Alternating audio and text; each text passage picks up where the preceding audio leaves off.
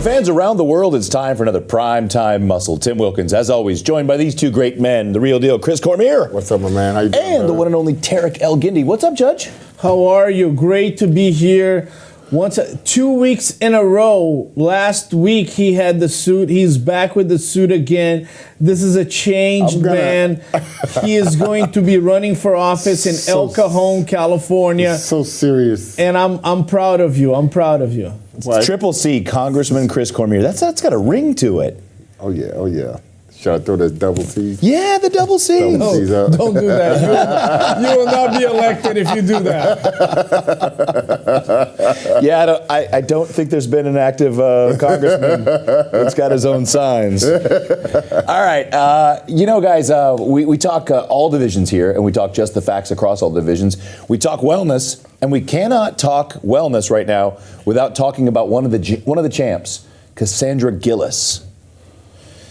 Tim, Cassandra Gillis won the Arnold Classic. She placed fourth at the Olympia. A lot of the Brazilians don't like her for no specific reason. Why is that? Yeah. For no specific reason, simply because she won against Angela Borges. So they're trying to pick up her physique apart. They had no problem when she beat Rayane Fogao at the Olympia, and now they're overly passionate about Cassandra winning the... Yeah, that didn't go over too well, did it? Yeah, and listen, if you disagree with a judging decision, which was very close, right? Chris, you were there. Angela Borges looked fantastic, incredible, amazing. She could have won that show, right? It was close. Yes. And you disagree with the judge's decision, you have all the right, but it's not the competitor's fault. So let me ask you this, because it appears the Brazilians love emojis. With Ramon Dino, they love to send you the angry dinosaurs. So what do they send you for Cassandra? Is it peaches? Is there some kind of an emoji that says these glutes should have won? Yeah, I mean, I think they're really passionate. You get the Iranians, they're very passionate. The Brazilians, they're very passionate. And I understand all that passion. I think is valid. However, you have to be respectful to the competitor that won. If anything, disagree with the judging. Disagree with us. Say, hey, the judges made a mistake, whatever you want to say. But don't disrespect the other competitor. That's when I have a problem. Cassandra Gillis is an incredible competitor. She's Canadian. Mom of an 8-year-old. Correct. She's around 28 right now. And an interesting story, because I know Angela Borges has a couple kids, right? No. Who is it? Is it Franciele Matos? She is a mom of an 8-year-old, and great story, her journey. She put on a little bit of weight. Felt really uncomfortable, but put on, in her eyes, a lot of weight that distorted her figure, and has trained for a long time at home with her son, and is relatively new to wellness, and just took the world by storm. Franciele Matos is incredible. Chris and I, we saw some of the first NPC shows. Remember at the San Diego Expo, Isa Pereira, she won that first NPC show. Isa. And, obviously the Brazilians, they do really well in the category, but you shouldn't have the animosity once you see somebody from another country moving in. You should have the admiration and respect. Cassandra Gillis made a choice. She was a figure competitor. She reduced her upper body. She's going into wellness, and she proved to be a really good competitor. Just because she placed ahead of a Brazilian doesn't mean that we shouldn't look at her as a champion. She's a great champion. We should admire her effort. More than anything, she's the only one standing there in Canada fighting in that top 5. So I give her a lot of credit. Yeah, she's the unicorn of Canada.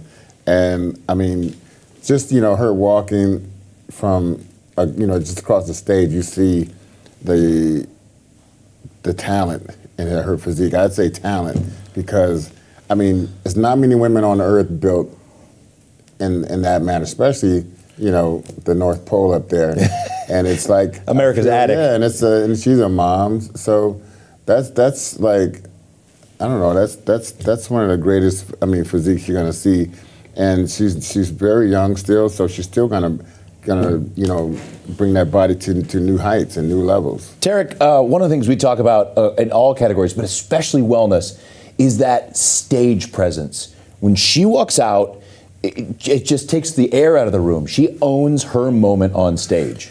Great presentation. She won the Toronto Super Show in 2022 to win her qualification at the 2022 Mr. Olympia. And the real moment for her was placing at the top 5 at the Olympia. That was the moment that people started noticing her. So I wasn't surprised she was battling for the title at the Arnold. And nobody's going to be surprised if she places again in the top 5 at the Olympia. She has great, tremendous stage presence, and I've nicknamed her the Canadian Super Blonde. Okay. Okay. All right then. So what are we looking at? So she's already qualified, not only because she won the Arnold, but because she was top 5. So she can sit back, essentially, and coast into the Olympia. Correct. Well, actually, in the wellness category and the other divisions, with the exception of bodybuilding, is top 3. Bodybuilding is top 5. So she needed to earn her qualification, and she did at the Arnold. Is she one of the favorites to win the title? Possibly.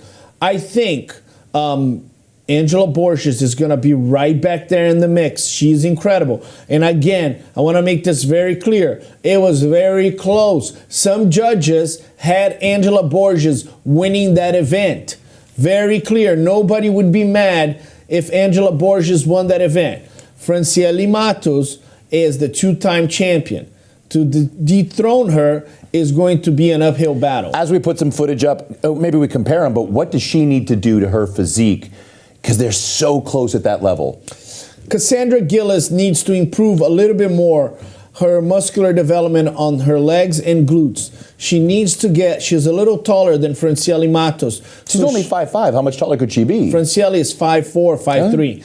So she needs to get a little bit more legs and glutes to make her back pose more imposing. And from the front, just tighten up a little bit her abdominal section.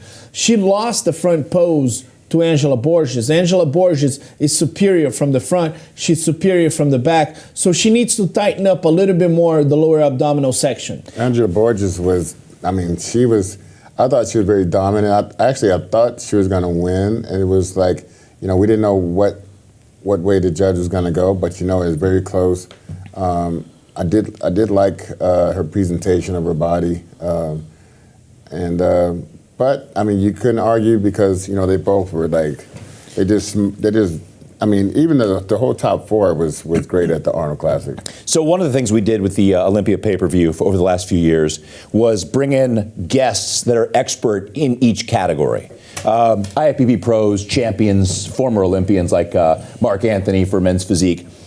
And I bring this up, Chris, because and the question I'm about to ask you, that first year, 2019, Sean Ray and I are doing women's bikini, and just both kind of lost on how to commentate on the category. It was just two construction workers without being too creepy. And so now it appears, though, we've had 3 years of wellness, and it seems like you're settling into knowing the category enough to where you can start to see Angela had this pose, Cassandra had this pose. Are you starting to get a grasp on what they're looking for with wellness?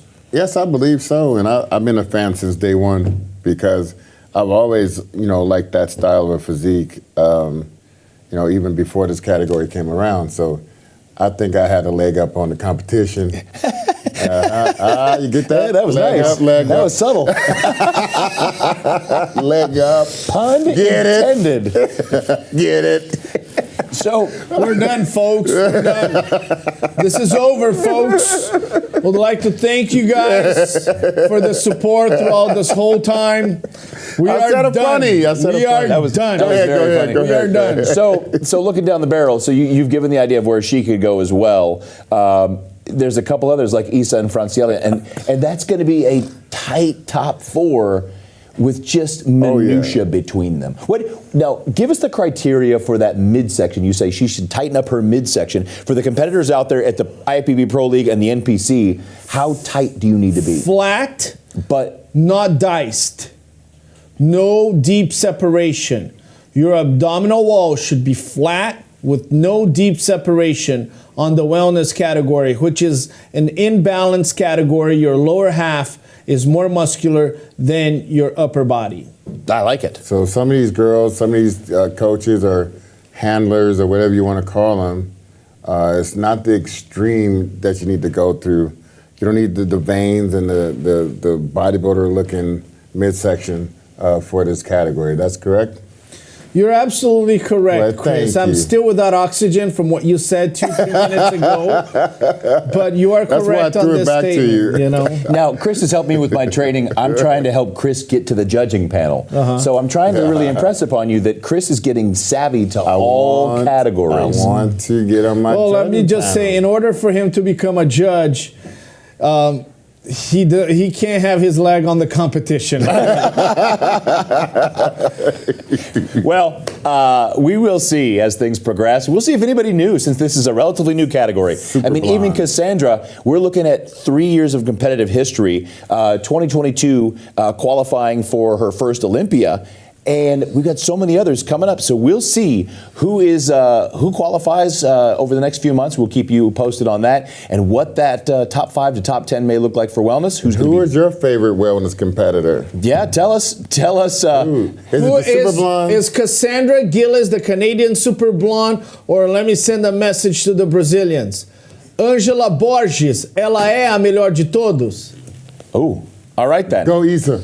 Yeah, Isa or Franciele, we will see. Leave Matos. your comment Julia right Chitaha. under this. And Boomba. we've got more Primetime Muscle when we come back.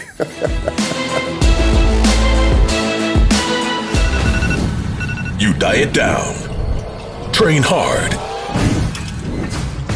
and supplement smart for months. When the time comes to step on stage, don't leave your tan to chance.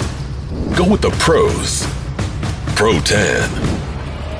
Number 1 worldwide since 1987 and the official sponsor of the Olympia for the last 15 years. Don't step on stage without it. Pro Tan. All right, we're back on Primetime Muscle, and there's always a lot of interesting thoughts on how placings happen, guys. One of them, we're starting to compare guys from Sean Clarita to Andrew Jacked. And I know they both have similar lines, but, and Chris, I'll start with you. You're not a judge, but you may be someday. Maybe. What do you think about someone's height and the kind of role that plays on stage across all divisions, but especially, you got C-Bum kind of towers over a lot of the other classic guys, and you got guys like Andrew Jacked over time. Is it an overpowering feel or lines, or what is it about? Does it help or does it hurt to be a taller guy? Well, Tim, I think it is clearly going to matter if how your proportions are. Like Andrew Jack's, like to me, one of besides him, I think he was a little taller than Paul Gillette, who was we was calling Tall Paul back then. But he was gigantic, but his proportions was still thickly ministered all over his body. So, I mean, he could do all the poses, hands up in the air, the whole crucifixion and everything. But Andrew Jack, he still can fill out. He's not a full-on giraffe up there, but he can stand to put on some more thickness. How dominating does he look, though, standing next to a guy at 5'6", 5'7"? Or is it just because they're so much more compact and so much more mass per pound? They're more compact, but then you have Sean Clarita, who, I think his proportions help him. But there's a lot of other guys that's, a little taller than Sean that wouldn't fare out that great against an open or a taller stature competitor.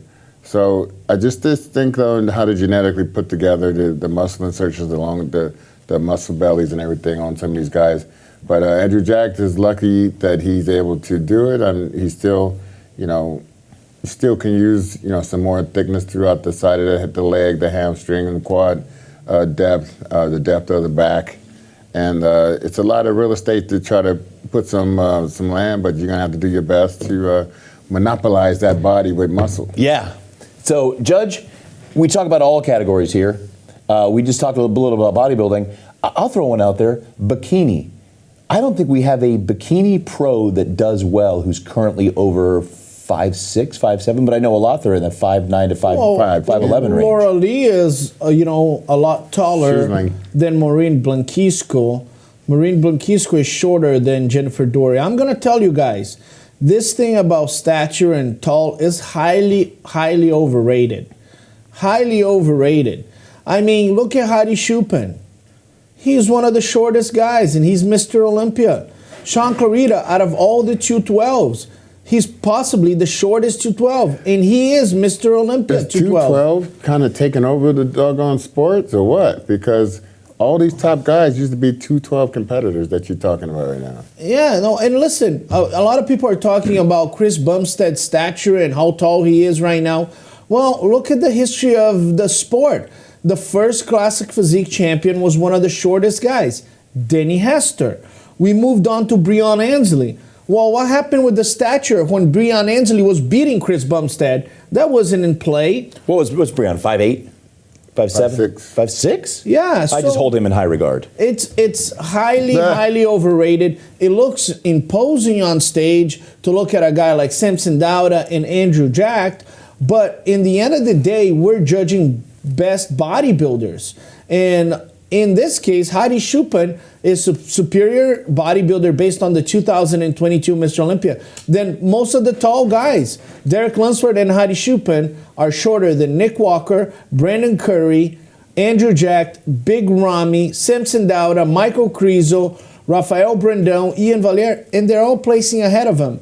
I'm telling you right now, this height stuff is highly overrated. All right, let's go. What do you got, Chris? I was going to say, but it hasn't always been like that. I mean, you had the Lee Haney's.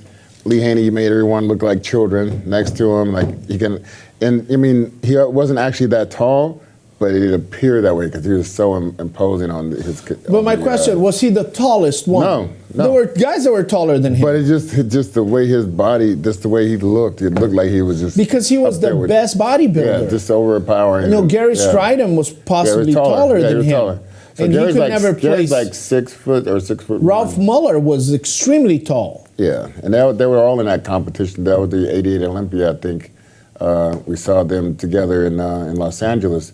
So, but yeah, I just think in the last couple of years, you start to see this more and more so, and now it's becoming more and more prevalent that it can happen and it's happening. So I'm going to switch gears a little bit here, guys, because I know we've all done this. Chris, you've probably had these moments as well. You may share one now, but maybe not.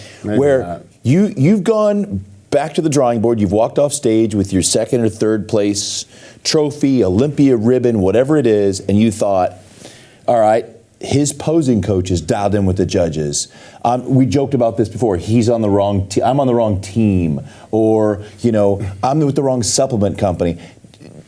Do you still believe any of that plays into a factor, that there's real controversies out there?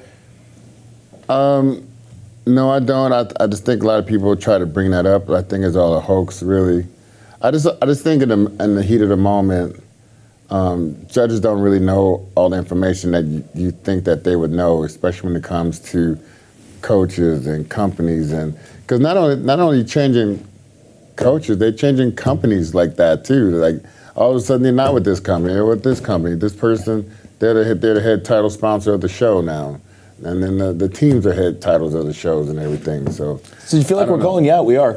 No, absolutely. We chose Hadi Choopan to be the Mr. Olympia because United States and Iran have great relations in the geopolitical world we live in. So yes, absolutely. Yeah. Listen, I can't emphasize enough. And Bob Ciccarello has a great article about it, about all the conspiracies. So many conspiracies that Ronnie was going to win the 9th Mr. Olympia. He didn't. So many conspiracies that, who's going to win the 1998 Mr. Olympia? Nobody had in mind it was going to be Ronnie Coleman. He came out of nowhere. Oh, Big Ramy wins the New York Pro in 2013. doesn't win the Olympia for approximately 7-8 years, shows up in shape, and wins the 2020 Mr. Olympia. Sean Roden, nobody had him on the map, winning against the supposed 8-time Mr. Olympia, Phil Heath, so he could equal Ronnie Coleman and Lee Haney. It didn't happen. Sean Roden won. Stop it. Yeah, Just stop it right now. People used to always say, coming into a show, the previous Olympia champion always has a point or two ahead of everyone leading to the next It's Olympia. very simple, Chris. That's what people would say. That's a good point. I'm just telling you what people would say. Last week I took you to school. This time I'm gonna take you back to school. Well, let's go and sit there. I picked you. Let's sit there. I dropped you off, and now I'm picking you up. Trying to get me in the yellow bus, buddy. Okay, so what happens is, in the history of bodybuilding, you tend to have a phenomenal body, such as Ronnie Coleman. And that phenomenal body maintains its dominance in the sport for a long time. So it's not that the champion is getting some advantage.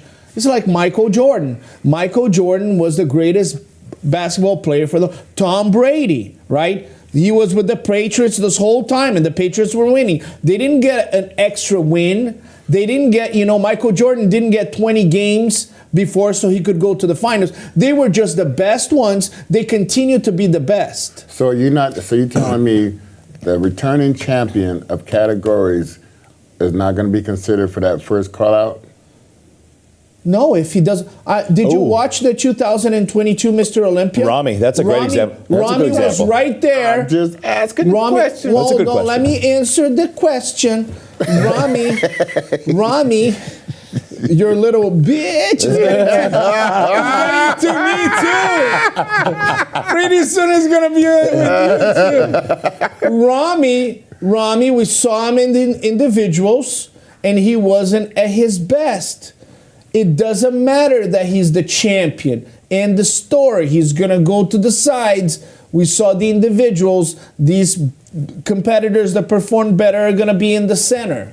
Let's while we're on this topic, think real quick, jog your memory of a controversial decision that you still kind of shake your head and go, not feeling it. Oh, and it can be a Chris Cormier. It can be. I'm going to take it there, right? Oh, yeah, I do. You look in my eyes, I'm going to go 2004 Arnold Classic. Okay. Me and Jay, toe-to-toe, the Thriller in Manila, the third trilogy battle, epically put and displayed for the Arnold Classic, and I want answers. Yeah. I want answers. Can you handle the truth? If we give you the truth, can you handle the truth? Because I've been looking at this stuff for 20-some years now. Like 20 years probably. That's the worst. And I'm still baffled. And that kept you off that Arnold returning champion stage with all the guys all the way back. I tell you what, let them try that again, see if I don't go up there. Just bust it. All right. Try it again, Arnold. I'm going to be on that stage too. Well, what I want to say to this is a lot of times people think that judges don't disagree on their decisions, and they do. They do. I am sure when Chris Cormier competed against Jay Cutler in 2004, some judges had Chris Cormier as the champion. So you've had decisions that are one-point decisions. What that means is that a lot of judges thought the other competitor should have won. I've been involved in some of those decisions where it was a one-point decision, and I voted for the person that won the Olympia. Any decisions you look back and say, I was on you made the decision for who you thought should have won, and that person didn't end up winning, and you still kind of shake your head and say, wasn't on me. I have done that. The person I voted did not win the Olympia, and that's perfectly fine. That's why we have a system for that to happen, where you judge your opinion, but once the results come out, you go with the person that the majority accepted as the winner. So what do you tell that person who lost and they come up to you and they say, why did I lose? What do you say? Do you throw the other people under the bus, or do you say, that's just how the cookies crumble? No, what I tell them is this. You placed second, and in order for you to win, you can improve on this, on that. You can become a better poser on this. You can do that. I'm always giving the feedback so that the person fulfills their highest potential.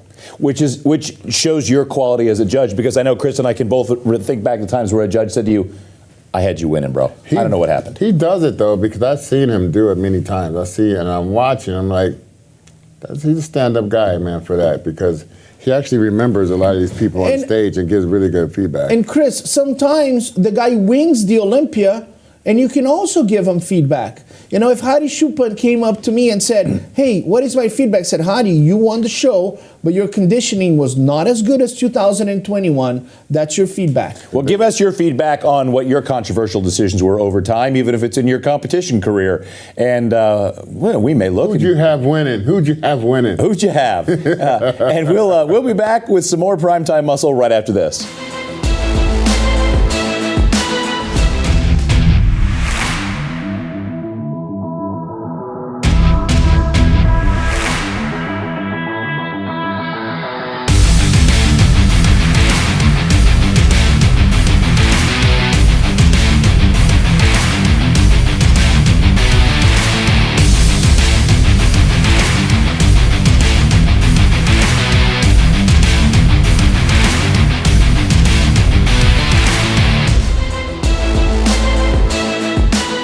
And we're back, and we're talking about someone we've talked about quite a bit over the last year because he's earned it.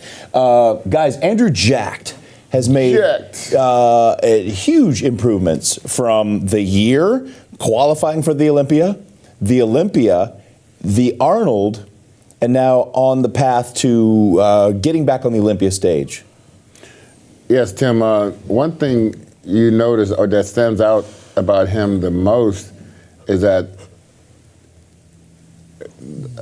his body of work over the first, his rookie season. And that's hard to forget. It is his rookie season. Yeah, it's hard to remember. It's a huge body of work. He hasn't had an off season. Been trying to improve body parts on the fly, trying to improve the posing on the fly. He's a great showman is what I noticed. I mean, he's up there take some pictures of this one. But, you still got to work on the posing, still finding himself on the stage. But I like his moxie, and I like that he's actually competing and improving as he's competing, and you can't say enough about that. Tarek, a lot of momentum in the last year, just later part of 22 into mid 23, a lot of improvement. I think the biggest jump was, he won 2 pro shows. And those were, he won the Arnold Classic in the UK, and he won the Texas in 2022. And those were very good, genetically gifted presentations. But the conditioning could have been better, and we all knew. The biggest jump for Andrew Jacked was the Olympia to the Arnold.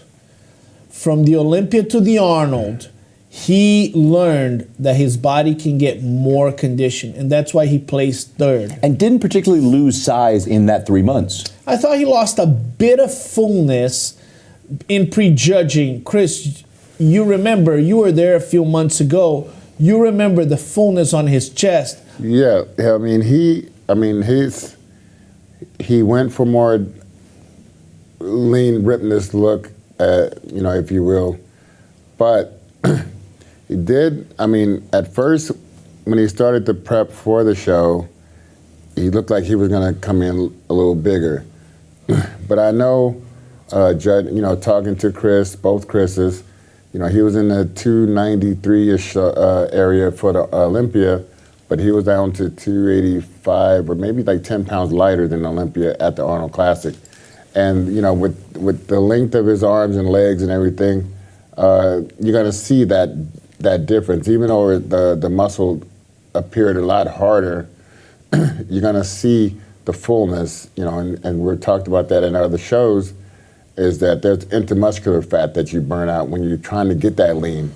And I think you compromise some of that. Yeah, you compromise some of that. And I feel like, if he came with that same type of tightness of his body, but add another 10, 15 pounds if you could, then that's a devastating physique. But you're looking at a solid off year to do that. yes, you're going to need to put some time into making that jump in muscle size. But he has never placed bad in the competition, which is great for him. All single-digit placings. That's something that tells you that, you know, the judges like what they're seeing and, you know, respecting his physique and what he's bringing as a package. Derek? I think his biggest enemy will be Samson Dauda, because he presents a physique that's tall, athletic, and Samson Dauda takes a little bit of that impact that Andrew Jack has. And that's why we're living a very interesting generation right now of bodybuilders. At the Arnold Classic, well, at the Olympia, Samson Dauda gets a first call out. Andrew Jack doesn't. Samson Dauda goes into the Arnold and places ahead of him, first place and third place. Samson Dauda is tall, not as tall as Andrew Jack, but he possesses more muscle density than Andrew Jack. Andrew Jack, I thought, was more conditioned than Samson Dauda. So it's interesting to see that these guys are coming up the ranks and they're moving very fast. But the biggest enemy for Andrew Jack is Samson Dauda. He takes the impact away, right? If you see Andrew Jack by himself, oh my God, that's the next coming of Ronnie Coleman. And then you bring Samson Dauda next to him, and then you go, oh, that's kind of a Lee Haney type of guy. So if we didn't have Samson Dauda, all of us would be betting on Andrew Jack to dominate this business for the next 10 years. But he's got a guy with a similar physique. Now, we look back to that Olympia, and we talk first call out. That first call out was 6. Mm-hmm. But that 6 through 11 was tight. That next 6 through 8, 9, 10 was so good. Yes, it was. But it doesn't even look like almost like a Sean Roden style of physique. With the lines and the shape. Because Sean had, I mean, he wasn't as tall as him, but his body frame was almost like an avatar-ish type of physique. I used to tell him that. I said, you're like an avatar, man. He's just like, you know, just, I don't know, he wasn't that tall, but I don't know, he had long limbs for some reason, you know, and I feel like he reminds me a lot of Sean Roden. You know, it's a great comparison. I had a chance to judge Sean Roden when he won the Olympia. And man, he looked beautiful that day, beautiful. That front double biceps was one of the prettiest front double biceps I've ever seen. Do I think Samson Dauda, Andrew Jack are at the level of Sean Roden when he won the Olympia? No. Sean Roden, despite having a weak back, was a superior bodybuilder in terms of conditioning and muscularity. But he had a lot of body parts that wasn't that strong. The arms and the back. The arms and the back, legs were incredible. The waist was small. Was good. But it's one of those things that we talk about it. In this sport, your genetic makeup helps you a lot. It's like playing the NBA. If you're a 7-footer, you're going to have a higher chance of playing the NBA. They are all genetic freaks, but there are some guys that have a small waist, and that magnifies everything. You don't have to be Marcus Rule to look big if you have a waist as small as Samson Dauda, Andrew Jack, and Sean Roden. So strategically, Chris, all that momentum, all that growth, continued gains, sacrifice a little intramuscular fullness at the Arnold. Do you back up as Andrew's coach? And back to Samson real quick. A couple months ago, Milos says he has no doubt that Samson's a solid contender for the Olympia title. Do you say, all right, Samson's up there. We know I'm battling against Nick and Derek and Hadi. Do you take that year off and put on 8 to 12 quality pounds in strategic places? The quad sweep and the upper chest, when we look at these pictures, he definitely needed upper chest, and he needed some low to mid back and some quads. Well, that's going to be continued to be the strategy and the goal. But I think he's going to have to make a change in his physique in order to move up in the ranks. He's going to have to put the weight on. And can that be done in the midst of a season? Well, Samson did it. It just need a little bit of time. Just need a little bit of time to solidify it. If you have a brick house, you're going to have to wait for that cement to dry for the brick house to be solidified. You have to do the same thing with this physique. take the time to build this body up, train it, let it solidify itself, and then go to war with it. That's a good point. Samson did it, but I like Chris's thought. And he's so young. Andrew is so young. If I had the opportunity to back up, I know your years of winning and making money are only so good, but when your ultimate goal is top 5, top 3, top 1 at the Olympia, don't you kind of have to back up a little bit and let the cement dry on the bricks? Yeah, if he took some time off and he gained some muscle and then he came back, he could be better. Once again, Simpson Dauda did this. Once again, Simpson Dauda improved his conditioning, just like he did from the Olympia to the Arnold. Samson leaving the Olympia, he already had it in his mind already before anyone that he was going to be doing Arnold Classic.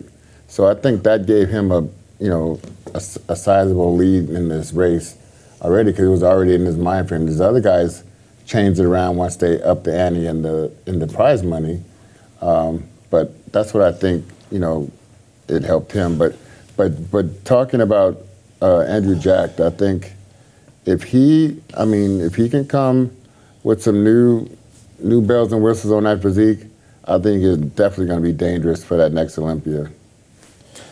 I'm going to throw something out here, guys, especially Tarek as a judge. And this is a little bold for a men's physique over 50 guy to be talking about the makeup of an open class at the Arnold Olympia level. But Olympia had, 27 open guys this year? Something like that, yeah. Somewhere between 27 and 30. And you had 8. I think it was 8 at the Arnold this year. 8 or 10. 8 or 10. I know you're judged against the guys you're on stage with, but our top 10 was, the Olympia top 10 seemed so much tougher than, you had a decent little drop off 7, 8, 9, at the Arnold. Did you not? I mean, well, these guys were conditioned. They were conditioned. The conditioning was amazing, but you had such a depth of field from the 27 to 30 guys to try to rise into that top 10. The Olympia, we talk about winning the Mr. Olympia is the greatest title you can ever have. And for many years, decades, guys were willing to compromise not doing the Arnold, thinking that it would make them better for the Olympia. We're really going to get some results from that if guys like Simpson Dauda, Nick Walker, Andrew Jack have performances that are not up to par. But I don't think they're going to have performances that are worse than what they did at the Arnold. I think they're going to be better because they competed. The reality is, Tim, as a bodybuilder, you look at your physique and you think, I'm the greatest of all times. And if you're the greatest of all times, you want to win the Mr. Olympia. Arnold Schwarzenegger never won the Arnold Classic. Lee Haney never won the Arnold Classic in Ohio. Dorian Yates never won the Arnold Classic.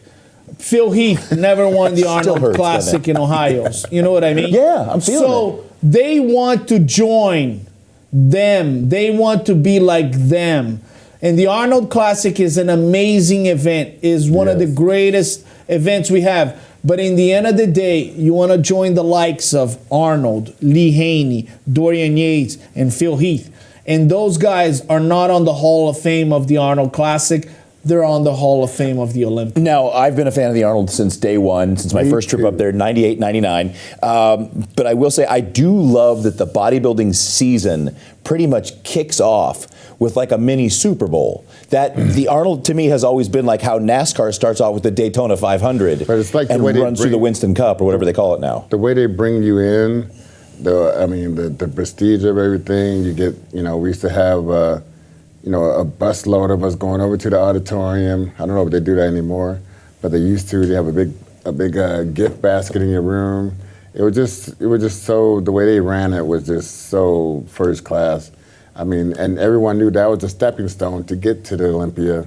Was if you win that first, then you highly recommend it or regard it as maybe the next contender. Olympia, the contender, major contender for Olympia. That's what I've always thought of in every class, is you were kind of the odds-on favorite with the momentum headed towards the Olympia. Yeah. 100% right. Arnold Classic, great show, but the big daddy of them all is the one and only Mr. Olympia. That would be November 5th to the 9th in Orlando this year. We're back in O-Town.